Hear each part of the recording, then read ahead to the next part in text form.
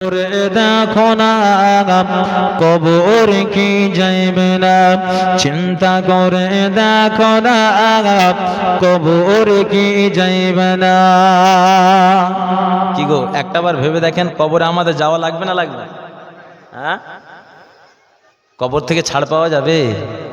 পাওয়া যাবে না, কবরে যেতে হবে। আর কবরে কোনো টাইলস বিছানো থাকবে? হ্যাঁ, এয়ার কন্ডিশন করা থাকবে? আল্লাহ যদি কোরআন এয়ার কন্ডিশন হার মেনে যাবে। একবার জোরে বলুন সুবহানাল্লাহ।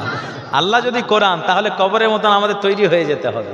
আজকে যে জায়গায় এসেছি, এই মাহফিলকে ভালোবাসেন, এই মাহফিলের কথা মতো যদি আমরা পরিবর্তন হয়ে যায়, শরিয়াত মতো চলি, তাহলে অবশ্যই আমার আল্লাহ রাব্বুল আলামিন আমাদের প্রতি রাজি খুশি হয়ে আমাদের ইন্তেকালের সময়টা, মাউতের যে কষ্ট, মাউতের যে সাকরাতুল মাউত, এই কষ্টটাকে আসান করে দেবেন এবং কবরটাকেও জান্নাতের টুকরা করে দেবেন। একবার জোরে বলুন সুবহানাল্লাহ। তাই কবি বলছেন, চিন্তা করে দেখো না কবর কি যাবে না, চিন্তা করে দেখো না কবর কি যাইবে না। যেই কবরে আল্লাহ ছাড়া বন্ধুকে ও থাকবে না, চিন্তা করে দেখো না কবর কি যাইবে না।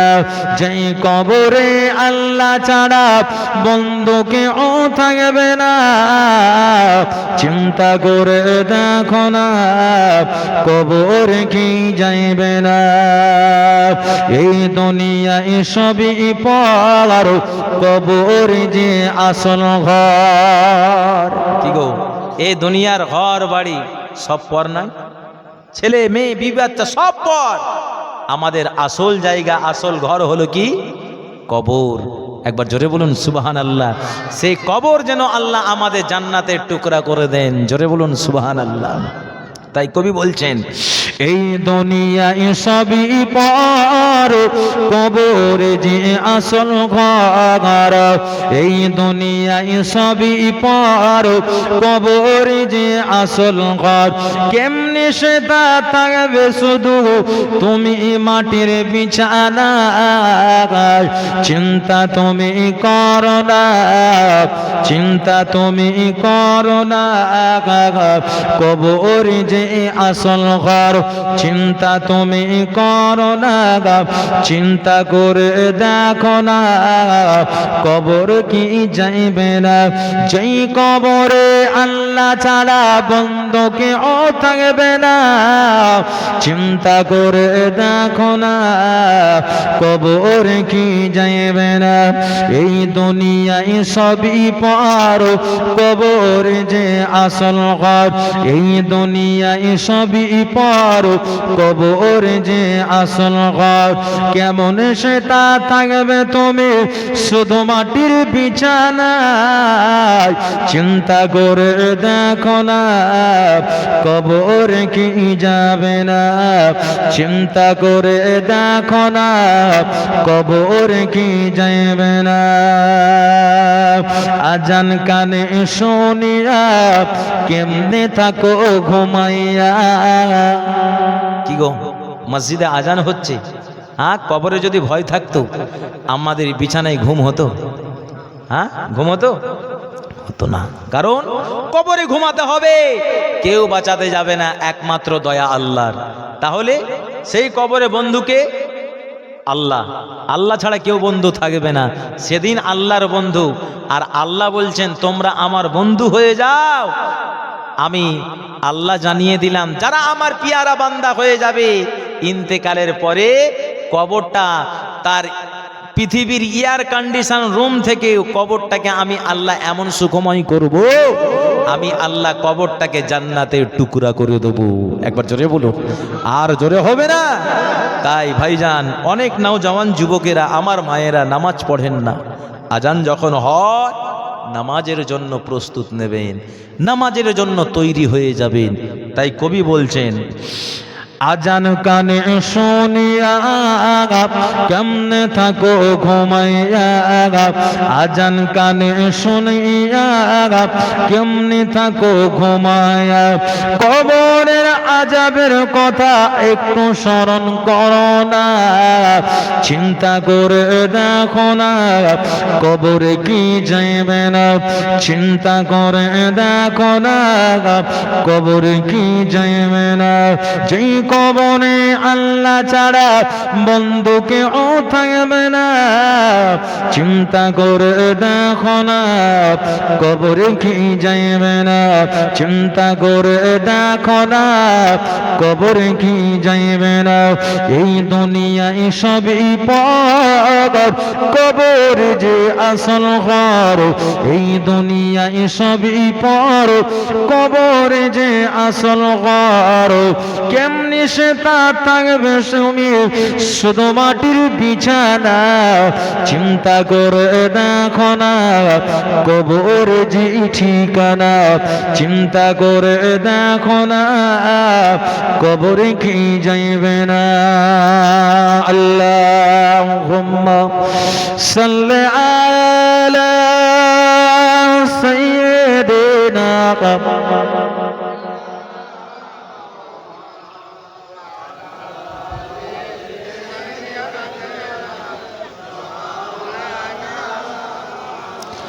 আমার ভাইজানেরা এই কবর নিয়ে মা খাদিজা চিন্তা করেছেন না করেননি গো চিন্তা করেছেন এই চিন্তা করার জন্য আল্লাহ কতটা খুশি হয়েছেন শুনেন হ্যাঁ কারণ রসুল বলেছেন তোমরা বেশি বেশি কবর নিয়ে ভাবো আল্লাহ রসুল বলেছেন আর দুনিয়া ও সিজরুল মুমিনিন আল্লাহর নবী জানিয়ে দিলেন যে এই দুনিয়াটা হচ্ছে মুমিন বান্দা বান্দীদের জন্য খাঁচা স্বরূপ খাঁচা অদুনিয়ার মুসলমানেরা নবীর উম্মতেরা খাঁচাতে যেমন পাখি রেখে দিলে মামা পাখিটা আগা বন্দি হয়ে থাকতে পারে না বারে বারে উড়ার চেষ্টা করে ও নওজওয়ানেরা যুবকেরা কারণ খাঁচাতে তাকে ভালো লাগে না আল্লাহ যারা মুমিন বান্দা বান্দি হবে এই দুনিয়াটা তাদের জান্নাত মনে হবে না এই দুনিয়াটা আগা তাদের খাঁচা আগা মনে হবে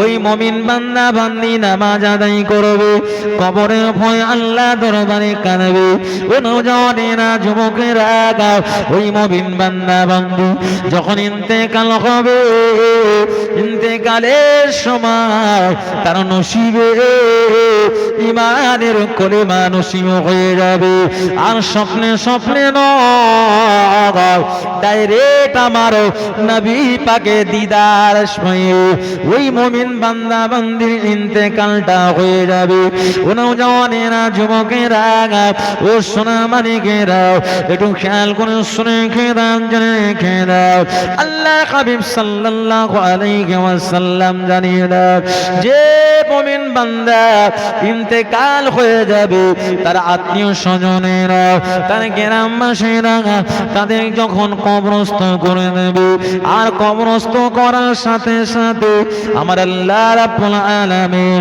ওই বান্দা বান্দির কবরটাকে নূর আলাগা নূর করে দেবে আর একটু জোরে বলুন সুবহানাল্লাহ ও নওজওয়ানেরা যুবকেরা আম্মা জান মা খাদিজা তিনি কবরে ভয় করেছিলেন আম্মা খাদিজা বয়স খানা যখন 65 বছর হয়েছিল মা খাদিজা এমন মৃত্যুর শয্যায় পড়লেন বাবা হযরতে ফাতেমা বয়স তখন হয়েছিল 5 বছর আল্লাহর হাবিব সাল্লাল্লাহু আলাইহি ওয়াসাল্লাম বয়স হয়েছিল 50 বছর ও নওজওয়ানেরা যুবকেরা আম্মা জান মা খাদিজা ফাতেমা যারা দিকে তাকায় আমার কলিজার টুকরি ফাতেমা মাত্র বয়স হয়েছে 5 বছর আমার নবী দিন ইসলামের দাওয়াত খানা দেবে আমি খাদিজা যদি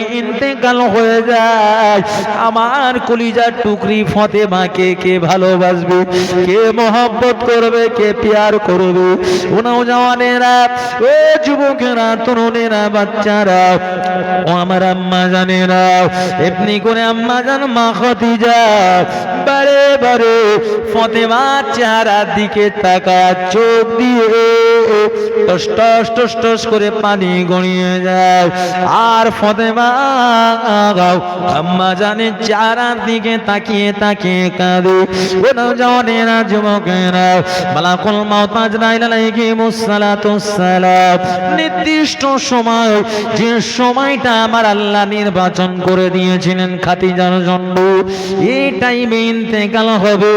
আমার আল্লাহর কোরআন জানিয়ে দেন, ফাইজা জা আজালুহুম ফালা ইস্তাখিরুনা শাআতাও ওয়ালা ইস্তাগরিবুন।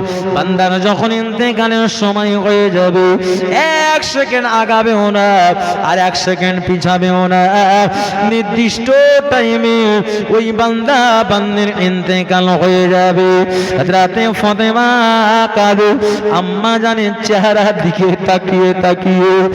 আর আম্মা জান খাদিজা কলিজার টুকরি ফাতেমার চেহারার দিকে তাকিয়ে তাকিয়ে কাঁদে। আমার এই কলিজার টুকরি মাথার ছাতা হিসাবে কে থাকবে? ও নওজওয়ানেরা, যুবকেরা, ও সোনামানিকেরা, মালাকুল মাউত আজরাইল আলাইহিস সালাতুস সালাম আম্মা জান মা খাদিজার জানটা কবজ করে দিল। আম্মা জান মা খাদিজার জান কবজ হয়ে গেল। আম্মা জান মা খাদিজা ইন্তেকাল হয়ে গেল। হযরতে ফাতেমা আম্মা জানের ইন্তেকালে থাকতে পারেন না। ও আমার আম্মা, আমি ফাতেমা, আপনি আমাকে ছেড়ে চলে গেল, আমি কাকে মা বলে ডাকবো? হযরতে ফাতেমা কান্না কানা দেখে বাবা মক্কাতুল মুকাররমার লোকেরা সবাই কান্নাকাটি করে। আরে 5 বছরের কলিজার টুকরি ফাতেমা আম্মা খারাপ হয়ে গেল। ও আমার ভাই জানে না, আম্মা একটা সন্তানের কাছে আলামায়া মমতা জিনিস বাবা। কারণ আমরা যখন যেখানেই থাকি, বাড়ি ফিরলে নিজের সন্তান, নিজের বিবির খবর নিই না। এমন একটা সুন্দর ডাক, যে ডাকটা হলো মা। জোরে বলুন সুবহানাল্লাহ। এই মা ডাকটাতে এত মাধুর্য, এত সুন্দর, যে মা ডাকে, মা যখন সাড়া দেয় জান ভরে যায়। কি গো, ভরে না? যাদের মা ইন্তেকাল হয়েছে একটাবার ভেবে দেখুন, মা, এই ভাষাটাই হচ্ছে আলাদা। মায়ের অর্থই হলো মমতাময়ী মা। সেই মায়ের মতো ভালোবাসা কখনো সৎ মা দিতে পারে না। কি গো, পূরণ করতে পারবে? পারবে না। নিজের মায়ের মর্যাদা আলাদা। হ্যাঁ, সৎ মা হয়েছে, ভালোবাসা দিচ্ছে, কিন্তু নিজের মায়ের মতো হবে না। অদুনিয়ার মুসলমানেরা, নবীর উম্মতেরা, ও সোনার মানিকেরা, গাগা হযরতে ফাতেমা কাঁদে, আল্লাহ নবীকে জড়িয়ে ধরে কাঁদে। ও আমার ভাইজানেরা, আল্লাহ নবী বুবু ফাতেমার চেহারার দিকে তাকিয়ে তাকিয়ে কাঁদে। কারণ এই বাচ্চা বয়সে আমার কলিজার টুকরি ফাতেমা মা খারাপ হয়ে গেল। আমি রাসূলুল্লাহ সাল্লাল্লাহু আলাইহি ওয়াসাল্লাম, আমি আমার আব্বা জান যখন ইন্তেকাল হয়েছে, আমার আম্মা জানের গর্ভে 6 মাস বয়স হয়েছিল। আমার বয়স যখন 6 বছর হয়েছিল, আমার আম্মা আমেনা আমাকেও হারিয়ে দিয়ে চলে গিয়েছিল। আহারে, সেই জ্বালা যন্ত্রণা ব্যথা বেদনা আমার কলিজার টুকরি ফাতেমার নসিবে জুটে গেল। না না না, আমার আল্লাহ এর মধ্যে কিছু ভালোই লেগেছে। হযরতে ফাতেমাকে সান্ত্বনা দিয়ে বললেন, ও বেটি ফাতেমা, তোমার আম্মা ইন্তেকাল হয়েছে মা। ও কলিজার টুকরি ফাতেমা রে, আম্মা জানের জন্য দোয়া করো বেটি। আম্মা জানের জন্য যদি দোয়া করো, আমার আল্লাহ তোমার তাকদীর, তোমার নসিবকে খুলে দেবে। আর একটু জোরে বলুন সুবহানাল্লাহ। কারণ আব্বা আম্মা এমন একটা নিয়ামত, আমার নবী তিনার কন্যাদেরকে শিক্ষা দিল, সাহাবাদের শিক্ষা দিয়েছে, আমাদের শিক্ষা দিয়েছে। আমার আল্লাহর কোরআন জানিয়ে দিল পিতা মাতা এমন একটা জিনিস, আমার আল্লাহ জানিয়ে দেন তোমরা তোমাদের পিতা মাতার সঙ্গে এমন ব্যবহার করবে, তাদের সঙ্গে যখন কথা বলবে নরম নরম হয়ে কথা বলবে, আম্মা জানকে হিড়িক দিয়ে কথা বলবেন না। কারণ মা এমন একটা জিনিস, মায়ের দোয়া যদি নিতে পারো তোমার বেড়া জাল দুনিয়ার সব পার হয়ে যাবে। মা যদি সন্তানের প্রতি খুশি থাকে, আল্লাহর নবী জানিয়ে দেন আল জান্নাতু তাহতা আকদামাল উম্মাহাত। কারণ মা যদি খুশি হয়, সন্তান মায়ের দুয়ার বরকতে আল্লাহর দয়ার জান্নাতি হয়ে যাবে। জোরে হবে না সুবহানাল্লাহ? আল্লাহ রসুল বললে যে মায়ের পায়ের তলায় সন্তানের জান্নাত। এই জান্নাতটা কি মায়ের পায়ের তলায় থাকে গো? হ্যাঁ, এখানে বলা হয়েছে মায়ের মাথা থেকে পা পর্যন্ত তুমি খিদমত করো, ভালোবাসা দাও। এই ভালোবাসলে আল্লাহ দয়ার জান্নাত রেখে দিয়েছেন। যেটা বলুন সুবহানাল্লাহ। বুবু ফতেমা এমন ভাবে মাকে ভালোবাসা দিতে লাগলেন, দোয়া করতে লাগলেন, আল্লাহ শিখিয়ে দিয়েছেন মা যদি বিদায় নিয়ে নেই, আমাদের পিতামাতা যদি বিদায় হয়ে যায়, ইন্তেকাল হয়ে যায়, আমরা বলি পিতামাতা মরে গিয়েছে, ফুরিয়ে গিয়েছে, আব্বা আম্মা ইন্তেকাল হয়েছে, শেষ হয়েছে, আর আমাদের কোনো হক নেই, এ বুড়ো বুড়িটা শেষ হয়েছে, আমরা রেহাই পেয়েছি। বলুন নাউজুবিল্লাহ। এরকম অনেকে মনে করে না যে আমি খেটে এনে এদেরকে এমনি এমনি খাওয়াতে হয়। ভাই তোমাকে দুনিয়া দেখিয়েছে সে আব্বা আম্মা, সে আব্বা আম্মা তোমাকে এমন করে মানুষ করেছে, সে আব্বা আম্মাকে ভুলে গেলে হবে? কি গো, ভুলে গেলে হবে? আব্বা আম্মা যে সন্তানের প্রতি খুশি হয়ে যাবে, আমার আল্লাহ রাব্বুল আলামিন ওই সন্তানের তাকদীরকে আল্লাহ খুলে দেবেন। জোরে বলুন সুবহানাল্লাহ। আমার আল্লাহ জানিয়ে দেন বান্দারে, আব্বা আম্মা যাদের দুনিয়ার জমিনে বেঁচে নাই, আব্বা ইন্তেকাল হয়ে গেলে তাদের জন্য দোয়া করো। কি দোয়া? আল্লাহর কোরআন শিখিয়ে দিলেন। أقول رب ارحمهما كما ربياني صغيرا ورب العالمين الله আমার আব্বা আম্মা পৃথিবী জমিনে আমরা যেমন মাসুম বেগুনা বাচ্চা ছিলাম, আমার আব্বা আম্মা আমাদের অনেক ভালোবাসা দিয়েছেন, সম্মান করেছেন। আল্লাহ পাক যে আব্বা আম্মাকে আমরা তো জ্বালা জ্বালাতন দিয়েছি, আমাদের আব্বা আম্মা চাইলে বাচ্চা বয়সে আমাদের টুটি ধরে মেরে ফেলতো।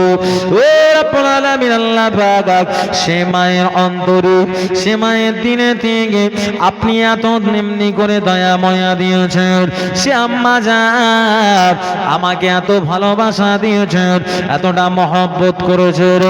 ও রব্বুল আলামিন আল্লাহ পাক সে আব্বা আম্মা আজকে কবরে অসহায়, সে আব্বা আম্মার জন্য দোয়া চাই।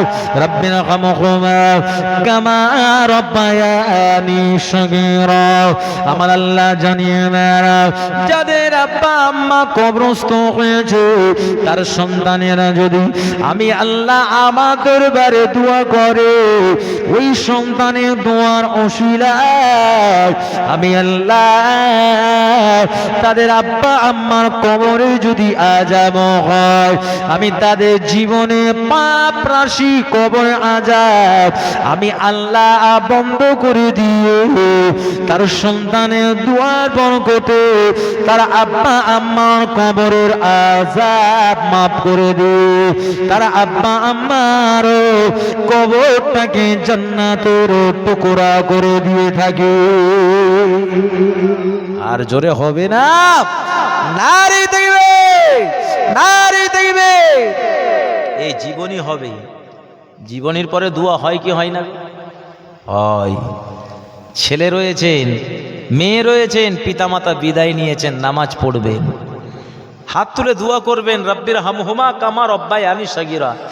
আল্লাহ আমার আব্বা আম্মা এখন অসহায়, ছোটবেলা যেমন আমাদের ভালোবাসা দিয়েছেন, আমরা নিরুপায়, বাচ্চা বয়সে কি গো, বাচ্চা যখন জন্মগ্রহণ করলেন সে সময় তো আমরা নিরুপায়, 5-7 বছর পর্যন্ত নিরুপায়, পিতামাতার অধীনেই।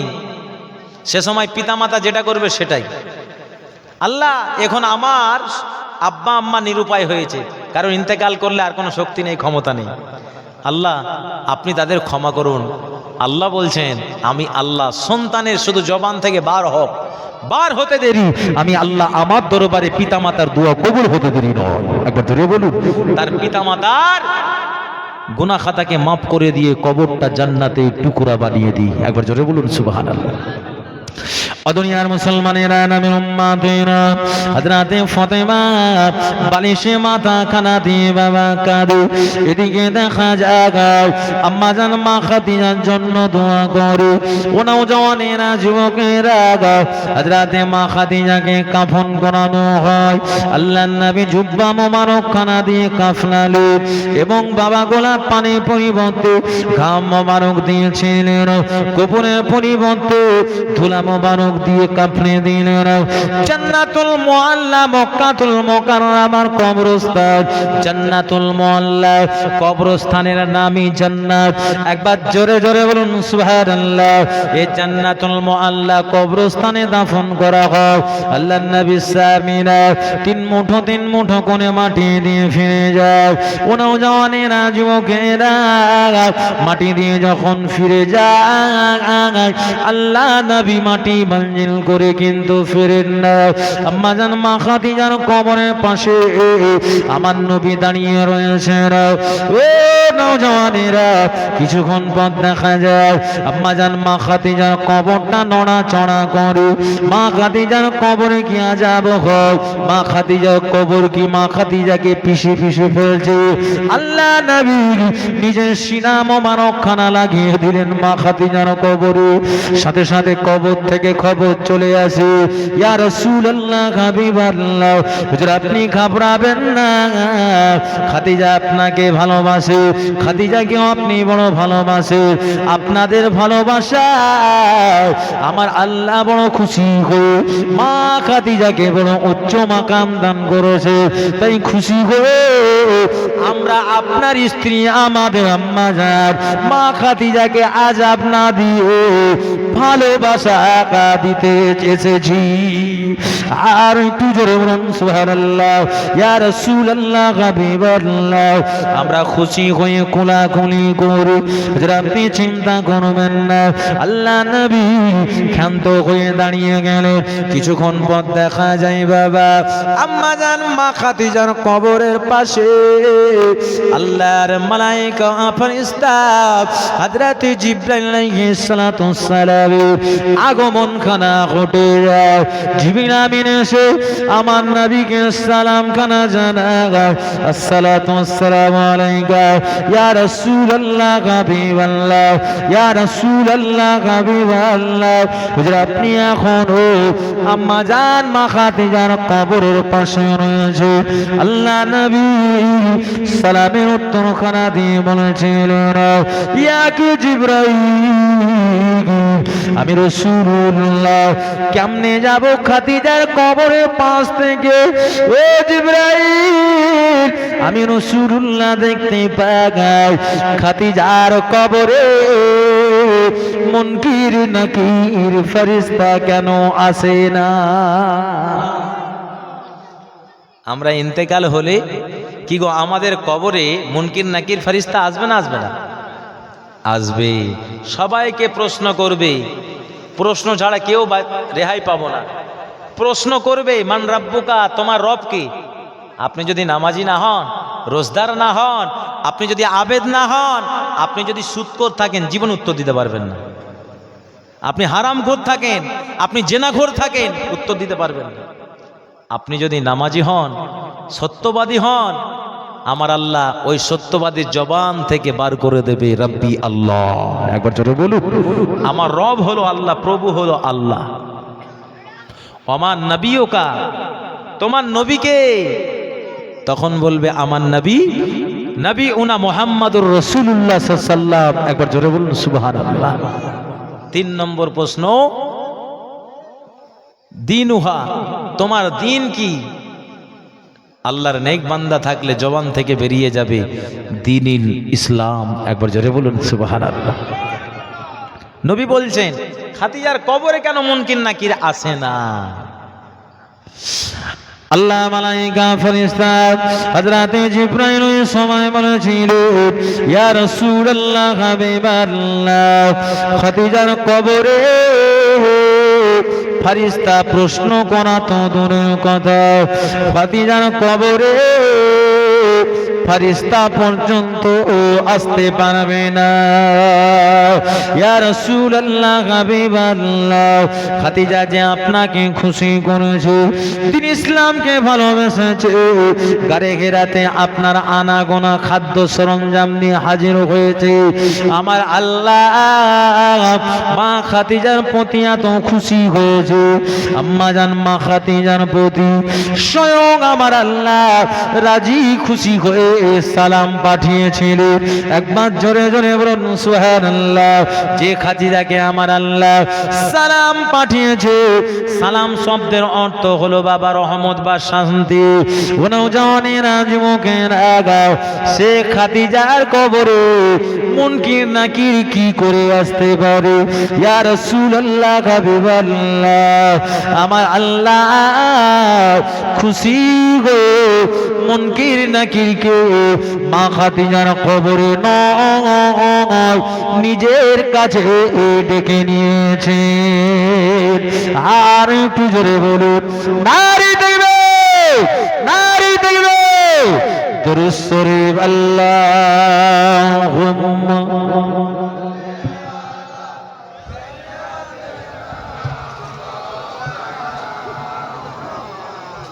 কি অল্প কম করে ডাকবেন। আল্লাহুম্মা সাল্লি আলা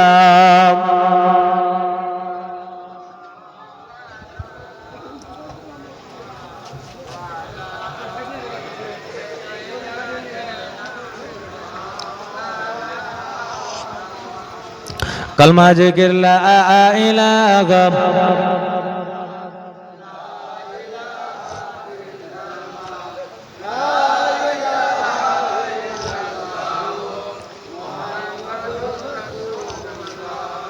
আল্লাহুম্মা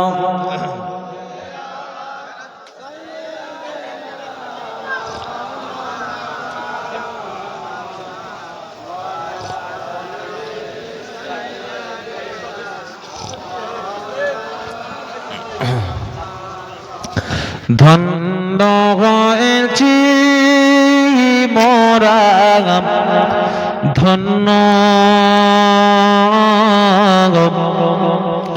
বিশ্বনবী তোমারি জন্য, ধন্য হয়েছি মোরা, ধন্য বিশ্বনবী তোমারি জন্য। দিলে তুমি মানবের, দিলে তুমি মানবের দিকা অনন্য। আল্লাহ ছাড়া মাবুদ নেই কেহ অন্য। বলুন লা ইলাহা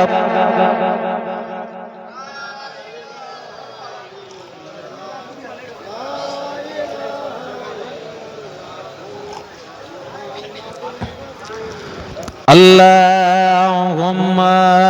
পড়েন, মন খুলে পড়েন।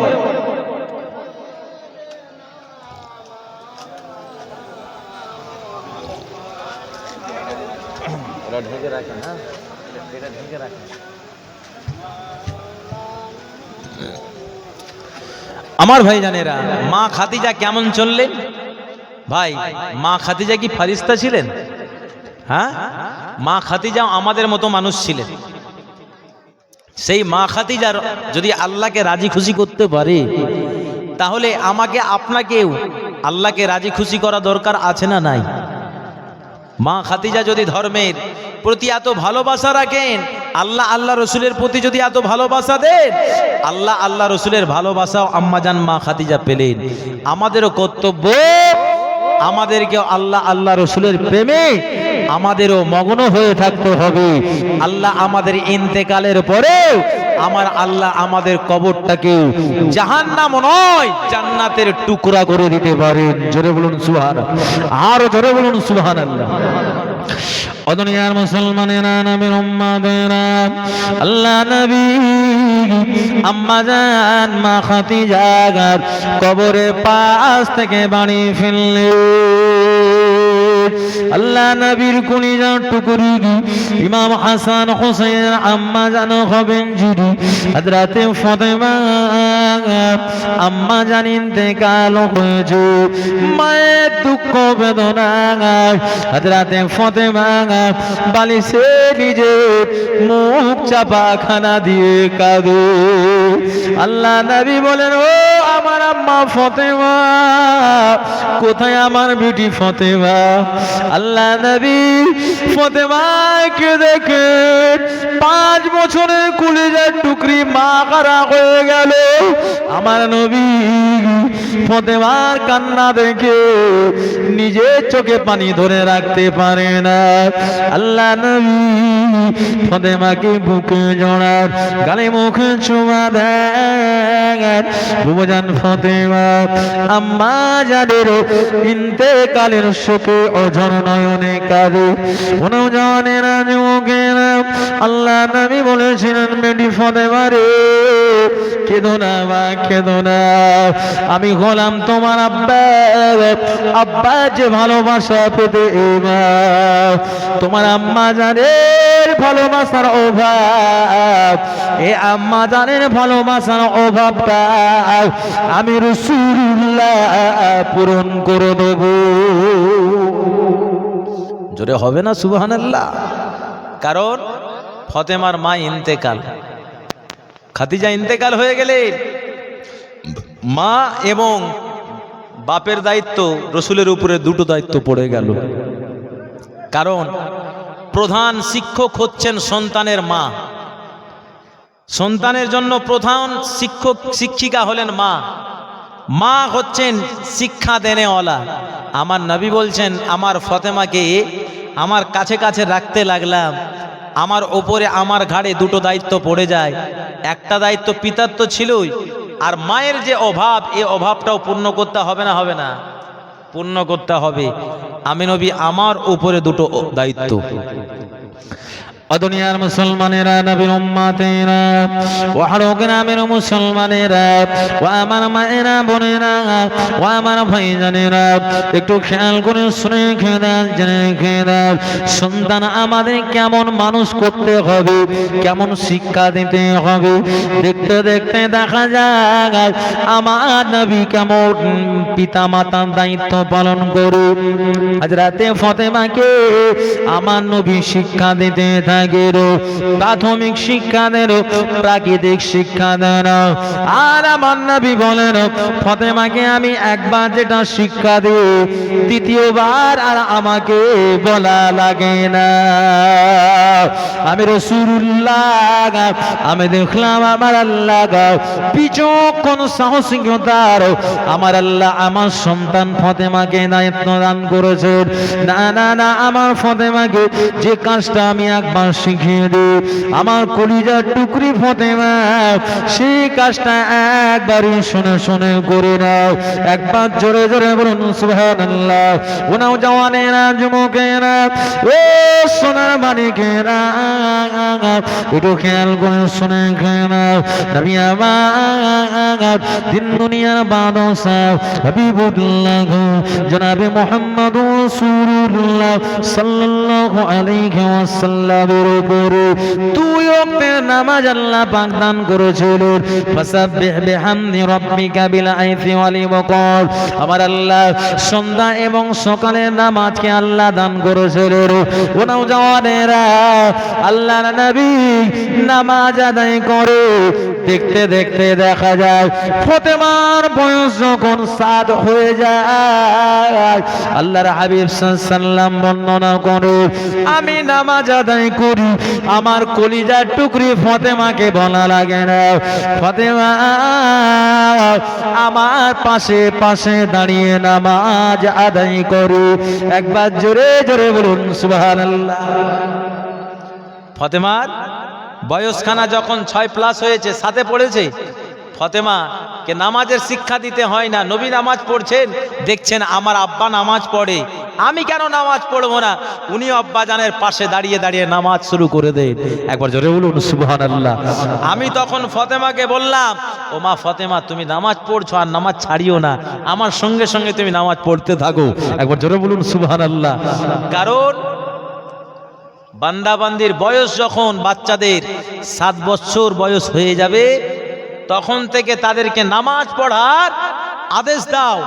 আল্লাহ রসুল বলেছেন, নুরু আওলাদিকুম সাবউন সিনিন ফিস সালাত, সন্তানের বয়স যখন 7 বছর হয়ে যাবে, তখন তোমরা তোমাদের সন্তানদেরকে নামাজ পড়ার জন্য নির্দেশ দাও, পারমিশন দাও। আল্লাহ রসুল বললেন, ওয়া আশারুস সিনিন, যখন সন্তানদের বয়স 10 বছর হয়ে যাবে, তোমরা তখন ওরা যদি নামাজ না পড়ে, এই নামাজ ছাড়ার জন্য তোমরা তাদেরকে পিটিয়ে পিটিয়ে নামাজের শিক্ষা দাও। একবার জোরে বলুন সুবহানাল্লাহ। ভাই, আমরা 40-50 বছরে বুড়ো হয়ে যাচ্ছি, নামাজ পড়ি না, কে পিটাবে ওকে? হ্যাঁ, আজকে আমরা যদি নামাজি হতাম, তাহলে আমাদের 4 বছর 5 বছরের বাচ্চারাও নামাজ পড়বে। আপনার বাড়িতে যদি আমার মায়েরা নামাজ পড়ে, তাহলে ওই সন্তানেরা মায়ের পাশে দাঁড়িয়ে দাঁড়িয়ে নামাজ আদায় করবে। একবার জোরে বলুন সুবহানাল্লাহ। ও দুনিয়ার মুসলমানেরা, নবীর উম্মতেরা, ফাতেমা দেখেন আল্লাহর নবী নামাজ পড়তে ভালোবাসে, আর ফাতেমাও নামাজ পড়তে ভালোবাসে। ও নওজওয়ানেরা, যুবকেরা, ও সোনার মানিকেরা, আমার আল্লাহ রাব্বুল আলামিন ফাতেমার নামাজ পড়াকে ভালোবাসেন। একবার জোরে জোরে বলুন সুবহানাল্লাহ। হযরত ফাতেমা রাদিয়াল্লাহু তাআলা আনহা, তিনি নামাজ আদায় করেন। দেখতে দেখতে ফাতেমার বয়স 10 বছর পূর্ণ হয়ে যায়। ফাতেমার বয়স যখন 10 পূর্ণ হয়ে যায়, আল্লাহর নবী তিনি ইসলাম প্রচার করার জন্য বাবা তাইফের জমিনে বেরিয়ে যাবে। হযরত ফাতেমাকে বাড়িতে একা একা থাকার নির্দেশ দেন। ও বেটি ফাতেমা, তুমি থাকো তোমার বন্ধুর সঙ্গে। মা ফাতেমা, তিনি ইসলাম প্রচার করার জন্য আমি বেরিয়ে যাব। ও ভাইজানেরা, আল্লাহ নবী ফাতেমাকে বড় ভালোবাসতো, আর ফাতেমা আমার নবী পাককে বড় ভালোবাসতো। একবার জোরে জোরে বলুন সুবহানাল্লাহ। আল্লাহ নবী বলেছেন, আমি রাসূলুল্লাহ সাল্লাল্লাহু আলাইহি ওয়াসাল্লাম, আমার আল্লাহ পাক আমাকে 4 কন্যা সন্তান দান করেছে। এই 4 কন্যা সন্তান আমার আল্লাহ যে আমার উম্মতিকে দান করে দেবে, ওই 4 জনা কন্যা সন্তানকে এমনি করে তিনি তালিমে শিক্ষা দেব, ভালো নাম রাখবো। আমি রাসূলুল্লাহ সুপাত্রখানা দেখে বিবাহ দেব। আমি নবী জানিয়ে দিলাম, ওই ব্যক্তির জন্য আমার আল্লাহ দয়ার জান্নাতে আমার পাশাপাশি জায়গা করে দেবে। আর জোরে হবে না, নারী থাকবে, নারী থাকবে। আমার ভাইজানেরা, এমন সময় আমার নবী ফাতেমা রাদিয়াল্লাহু আনহাকে বাড়িতে রেখে বেরিয়ে যাচ্ছেন যায়েদ বিন হারিসাকে সঙ্গে করে নিয়ে 620 খ্রিস্টাব্দে তায়েফের জমিনে কোলেমার দাওয়াত দিতে, দিন ইসলামের দাওয়াত দিতে। এই জায়গা দেখা যায় বুবু ফাতেমা তিনি কিন্তু আপনার আব্বাজান যাচ্ছেন আর তিনি মেহমানের মতন এগিয়ে দিচ্ছেন, মেহমানের মতো এগিয়ে দিচ্ছেন। আল্লাহর নবী হেঁটে হেঁটে যাচ্ছেন আর পিছন ফিরে নবী দেখছেন যে আমার কলিজার টুকরি ফাতেমা আমাকে এত ভালোবেসে যে সে নিজের দরজা থেকে এখনো আমাকে আগিয়ে আগিয়ে দেখছে। একবার জোরে বলুন সুবহানাল্লাহ। মেহমান যখন আমাদের বাড়িতে থাকে, বাড়িতে যখন কুটুম আসে, মেহমান আসে, তখন দেখবেন আমরা কি করি, এই কুটুম আসলে, কুটুম যখন বাড়ি থেকে বিদায় নেই, এই বিদায় নেওয়ার সময় আমরা আমাদের সেই কুটুমকে কি করি, আমরা দরজা থেকে এগিয়ে দিই। কি গো, অনেকে কি করি, টোটো স্ট্যান্ড যেখানে আছে সেখান থেকে এগিয়ে আসি। কারণ আল্লাহ রসুল বলেছেন, তোমাদের আত্মীয় স্বজন যখন তোমাদের বাড়িতে আসবে, মনে রাখবে তারা তোমাদের বাড়ির বালা মুসিবত দূর হয়ে যাবে এবং তাদের মেহমানদারি করিয়ে তাদের খুশি করলে আমার আল্লাহ তোমাদের বাড়িতে অপরন্ত বরকত নিয়ামত আল্লাহ নসিব করে দেবে। একবার জোরে বলুন সুবহানাল্লাহ। তাই রসুল বলেছেন, মেহমান যখন আসে তোমরা দুঃখ পাবে না, অভাব অনাটনের সময় মেহমান আসবে। হযরত নবী মুসা আলাইহিস সালাতুস সালাম আল্লাহ পাকের কাছে আরজ করেছিলেন, ইয়া রাসূলুল্লাহ, হাবিবাল্লাহ, আপনি যখন বান্দা বান্দির প্রতি খুশি হয়ে যান তখন আপনি বেশি খুশি হলে কি করেন? আল্লাহ বলেন, আমি বান্দা বান্দির প্রতি যদি খুশি হয়ে যাই, আমি তখন ওই গ্রামে ওই এলাকায় আমি বেশি বেশি বৃষ্টি বর্ষণ করি। একবার জোরে বলুন সুবহানাল্লাহ। কারণ আমার বৃষ্টি যে বর্ষণ হয় না, এই বৃষ্টি বর্ষণে আল্লাহর বরকত থাকে। জোরে বলুন সুবহানাল্লাহ। নবী মুসা বলছেন, আল্লাহ, আপনি যদি কোনো পরিবারের উপরে বেশি খুশি হয়ে থাকেন তখন আপনি কি করেন? আমার আল্লাহ বললেন, আমি আল্লাহ যখন যে পরিবারের প্রতি আমি বেশি খুশি হয়ে যাই, আমি আল্লাহ ওই পরিবারে অভাবের সময় আমি মেহমান পাঠিয়ে দিই। জোরে হবে না? তারা যদি অভাবের সময়ও মেহমানদেরকে মেহমানদারি করায়,